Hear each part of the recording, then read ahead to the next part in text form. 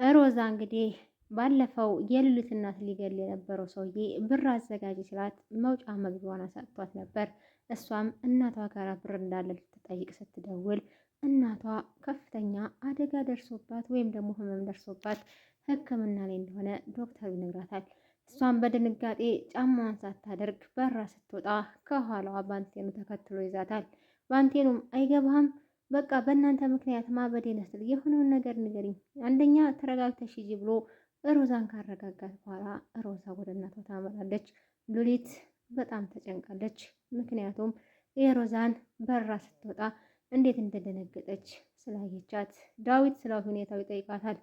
ሰላም ጤና ይስጥልኝ ውድና የተከበራችሁ ውድ ቤተሰብ እንዴት ናችሁ? ደህና ናችሁ? ያለው እግዚአብሔር ይመስገን በጣም ደህና ነኝ።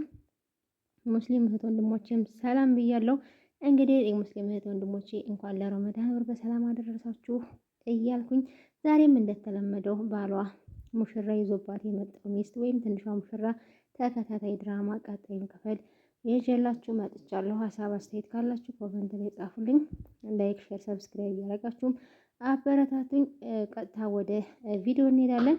ባለፈው ክፍል እንግዲህ ድራማ ያቆመው የሮዛ እንግዲህ ያው የሉሊት እናት ለማስገደል ሰራተኛ ቅጥራ ነበረ። ነገር ግን አልተሳካለትም። ከዛም እንግዲህ ያ ሰውዬ እያሳደደኝ ነው ፖሊስ፣ ስለዚህ ገንዘብ ታመጫለሽ ብሎ ሮዛን እያስጨነቃት ነበር።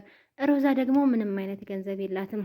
ከዛ እንግዲህ ወደ እናቷ ስትደውል ከፍተኛ መርዶ ይነገራታል። እናቷ ሆስፒታል እንደሆነች መናገርም ሆነ መንቀሳቀስ እንደማትችል ሲነግሯት ሮዛ በድንጋጤ ታብዳለች።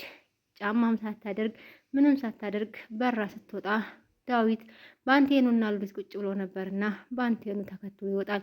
እጇን ይዞ ምን ሆነሻል? ለምንድን ነው እንደዚህ የደነገጥሽው?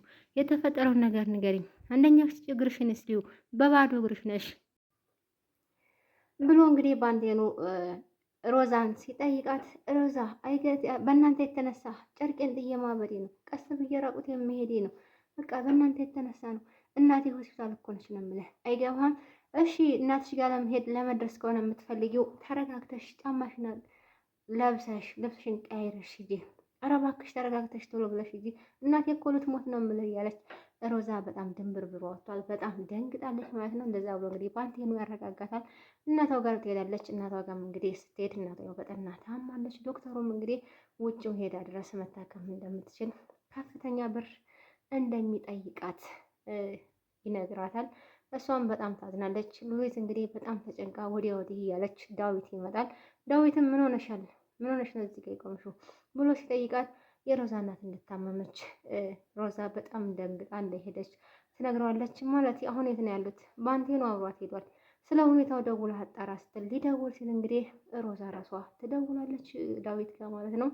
ከዛም እንግዲህ እሺ ያላችሁበት የት ነው ብሎ አድራሻቸውን ይጠይቃል። ዳዊትም እንግዲህ ወደ እነ ሮዛ እናት ይሄዳል። እዛም ሄዱ እንግዲህ ያለውን ሕክምና ምኑን ካደረጉ በኋላ መኪና ውስጥ ከሮዛ ጋር ይቀመጣሉ። ሮዛም በቃ እናቴ ልትሞት ነው፣ ከዚህ በኋላ ምንም ተስፋ የለኝም፣ የሁሉም ሰው መጠቋቋሚያ ነው የምሆነው፣ በቃ አበቃልኝ ከዚህ በኋላ እያለች ሀዘን ያዘነች መስላ ትነግሯለች። በፍጹም እናትሽ እኮ እድለኛ ናቸው፣ መታከም እንደሚችሉ ዶክተሩ ነግሮናል ሲላት፣ መታከም የሚችሉ እኔ 5 ሳንቲም የለኝም፣ ምንም አይነት ገንዘብ የለኝም፣ ይታከማሉ አይዞሽ ይላታል። በምንድን ነው የሚታከሙት? ቢታከሙም እኮ ብትታከም እናቴ በጣም ብዙ ገንዘብ ያስፈልጋታል፣ እኔ ደግሞ አንድ ገንዘብ የለኝም፣ ዞራ ዞራ ዞራ ዞራ እዛው ገንዘብ ላይ ዞራ ዞራ ዞራ እዛው ገንዘብ ላይ ነው እና ከሰው ልጅ ደግሞ ከገንዘብ ይልቅ የሰው ልጅ ይበልጣል። ከዛ እንደዛ እያወሩ እንግዲህ ሉሊት በጣም ተፍለቅቃ ተደስታ ቤት ትቀመጣለች። ባንቴኑም ሲገባ የሉሊትን ፈገግታ ያያል። እሱም እንግዲህ እባክዎትን አንድ ጥያቄ እንድጠይቅዎት ይፍቀዱልኝ ምናምን ብሎ እንግዲህ ከተቃለዱ ከተዋዙ በኋላ ቆይ ግን እንደዚህ ያስደሰተሽ ነገር ምንድን ነው? ፈተና ደፍነሽ ነው እንዴ ሲላት ባንቴኑ እሱማ ሁልጊዜ የተለመደ ነው ትለዋለች። እና እሺ ምን አግኝተሽ ነው? ዛሬ የተለያዩ ሐኪሞች ጋር ዜናዎች ተከታትዬ ነበር። በቅርቡ የህንድ ስፔሻሊስቶች ወደ ኢትዮጵያ ይመጣሉ። እናም የሮዛ እናት በቀላሉ መታከም ትችላለች ትለው እና ይሄን ያስደሰተሽ ሲላት፣ አዎ ይሄን ያስደሰተኝ አባዬ በፊት በጣም ወደው ነበር፣ ይቅርታ ማድረግለት ነበር። ይቅርታ እንዳደረግኩለትና እንደምወደው እንኳን አልነገርኩትም። ስለዚህ ሮዛ በጣም አዝናለች። አንደኛ ልጇን አታለች። አሁን ደግሞ በድጋሚ እናቷን ብታጣ ምን ያክል እንደምታዝን በውስጥ የሳልኩት። ስለዚህ አባዬ ምናልባት ተነስቶ ድጋሚ አበባዬ ብሎ ቢያቅፈኝ ደስ ይል ነበር። ከመጥፎ ቅዠቴና ከህልሜ ሳልነቃ አባዬ ቀደመኝ። ስለዚህ ራሴን በዛ በኩል ሳልኩና ይሄንን ነገር አደረግኩት። ለዛ ነው ደስ ያለኝ ስትለው እሱም በጣም ይገረማል። ሮዛ እኮ ብዙ ጊዜ ልታጠፋሽ ልትገልሽ ነበር፣ ግን አንቺ ያደረግሽው ነገር አንተም ያደረግከው መልካምና በጣም ደስ የሚል ነገር ነው። ደምህን ሰጥተህ ሮዛን ከብድር አድነሃታል። ብዙ ነገር ለነሱ ለእናቷም ለሷም ስትል ታስረህ ነበር ትለዋለች። ከዛ እንደዛ ተባባሉ። ግን መልካምነትሽ በጣም በዛ ብሎ በእሷ መልካምነት እየተገረመ እየተደሰተ ሉሊት ወደ ዳዊት ትደውላለች። ዳዊት ጋርም ደውላ እንግዲህ ያንን ነገር ትነግረዋለች። በጣም ደስ ይለዋል።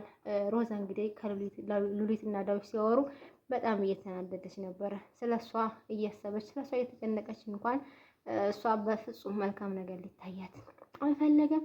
ከዛ እንግዲህ እናትሽ ይታከማሉ። ሉሊት እኮ የምስራች ነገረችኝ። ማለት እንዴት? በቅርቡ የህንድ ስፔሻሊስቶች ወደዚህ እንደሚመጡ እናትሽን መታከም እንደሚችሉ ነገረችኝ።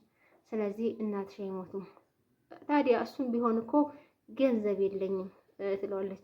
እኔ ማንም ሰው ገንዘብ ባይኖረው ማንም ሰው ገንዘብ ሳቶ እንዲሞት አልፈቅድም ብሎ ዳዊትም ከጎኗ እንደሚቆም ሲነግራት ዳዊትን ብድግ ብላ ትስማለች። በዛን ሰዓት እንግዲህ ከፊት ለፊት ወይዘሮ ሂዋን ዳዊትን ታያለች።